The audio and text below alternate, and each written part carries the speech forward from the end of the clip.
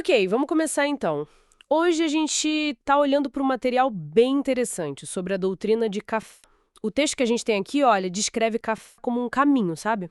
Uma espécie de guia para o desenvolvimento espiritual. Isso. A ideia central parece ser essa jornada para dentro, para o autoconhecimento e para algo maior, que eles chamam de o desconhecido. Exato. Essa metáfora da viagem é bem presente no material. O ponto de partida, assim, o básico mesmo, é que todo mundo tem essa possibilidade, quase um chamado interno, sabe? Para se desenvolver espiritualmente. Uhum. É tipo uma atração, uma coisa meio natural por algo que vai além do que a gente entende só com a cabeça. O texto usa uma expressão forte: impulso irrefreável para o desconhecido. Nossa, impulso irrefreável. É forte mesmo. E então, como é que essa doutrina organiza essa jornada? O material fala em postulados e princípios. O que seria isso na prática? Então, os postulados a gente pode pensar como ahn, os fundamentos, sabe? As verdades básicas que sustentam tudo. O texto destaca duas: essa natureza divina do chamado interior, que a gente falou, Certo. e o nosso potencial real, a nossa capacidade de responder a esse chamado. Já os princípios, bom, eles são mais práticos. São tipo as placas no caminho, diretrizes. As sinalizações. Isso. E aí se destacam duas: a liberdade, para cada um escolher o próprio caminho, o próprio ritmo. O que parece ótimo, né? Bem empoderador. Sim, mas ela vem junto com a responsabilidade. Quer dizer, total liberdade na escolha, mas tem que ter consciência e assumir as consequências do que se escolhe. Uma coisa está ligada na outra, entende? Entendi. Liberdade e responsabilidade andando juntas. Faz sentido para um caminho de autoconhecimento. Agora, tem um princípio que o material dá um destaque enorme: a renúncia. Ah, sim. Chega a chamar de o caminho da renúncia. Por que essa ênfase toda? Porque geralmente a gente pensa em renúncia como algo, sei lá, pesado, né? Perda. Pois é, e aqui está um ponto bem interessante onde Kafka parece dar uma visão diferente. A renúncia, nesse contexto, não é vista como privação, como sacrifício no sentido negativo. Ah, não. Não. Pelo contrário, é descrita como uma ferramenta-chave para deixar a bagagem que pesa. Ou seja, largar hábitos, ideias, apegos que impedem a gente de ir para frente. Hum. É uma disciplina, sim, uma ascese, mas feita por amor. Amor a si, ao caminho, ao divino. E esse ato de soltar, segundo o texto, é o que abre espaço no coração, faz a gente ficar consciente das limitações, mas também das nossas potências. Então é menos sobre perder e mais sobre criar espaço. Exatamente. Liberar espaço interno para que a nossa essência possa aparecer mais.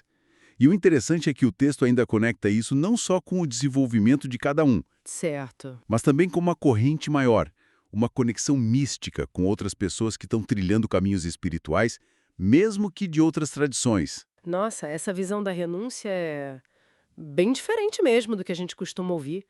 E o caráter geral dessa doutrina? O material bate na tecla que ela não impõe dogmas, isso não deixa a coisa meio solta demais, talvez? Como fica a coerência? É uma boa pergunta. Esse caráter não dogmático é central para eles. A fonte reforça muito o respeito pela liberdade de cada um e pela relação direta da pessoa com o divino, sem precisar de intermediário, de crença imposta. Entendi. A coerência parece que vem mais da vivência dos princípios liberdade, responsabilidade, essa renúncia que a gente falou, e da própria experiência espiritual que isso ajuda a cultivar, do que de regras fixas. E ela se adapta. O texto fala em flexibilidade. Sim, é descrita como flexível, se adapta às necessidades de cada pessoa, aos tempos atuais, também é universal, inclusiva, reconhece valor em buscas diferentes, né? Uhum. E tem um caráter que o texto chama de ascético místico. Isso quer dizer que junta a disciplina interna, o trabalho sobre si, o ascético, com a busca por uma experiência direta, sentida, do divino, o místico. Não é só teoria, é prática, e para aplicar em tudo na vida. Entendi. A disciplina interna junto com experiência direta. E se não é por dogma? Como essa mensagem passa? Como é transmitida? Olha, a fonte indica que o ideal é transmitir pela reflexão que nasce da compreensão e da experiência de cada um. Usa uma linguagem que tenta ser simples, que vem da vivência, para estimular a mente e o coração a dar e a amar, como diz o texto. Evitando polêmica, opinião que só agita por agitar. A ideia é mais inspirar do que impor, sabe? Parece um sistema bem estruturado, mas que valoriza muito a jornada pessoal mesmo. Com tudo isso, então, qual seria o objetivo final que essa doutrina aponta? O grande objetivo, pelo que está no material, é o desenvolvimento espiritual completo da pessoa. É expandir a consciência para entender a própria condição humana, Hum, tanto como indivíduo único, quanto como parte de algo muito maior, a humanidade, o universo. A busca é por uma paz, uma realização que não fique só para dentro, mas que transborde, que irradie para a sociedade de forma positiva.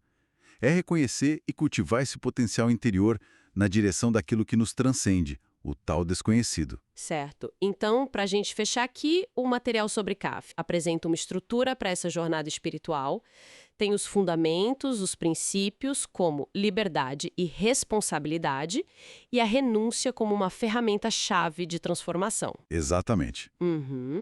Mas tudo isso muito baseado na liberdade de cada um, na experiência pessoal, sem dogma nenhum. Perfeito.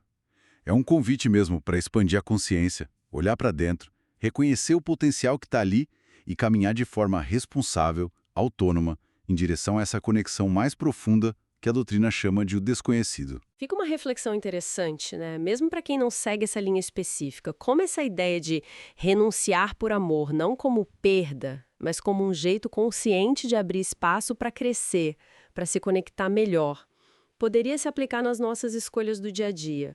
O que a gente precisaria, talvez, deixar aí para realmente avançar? Fica aí para a gente pensar.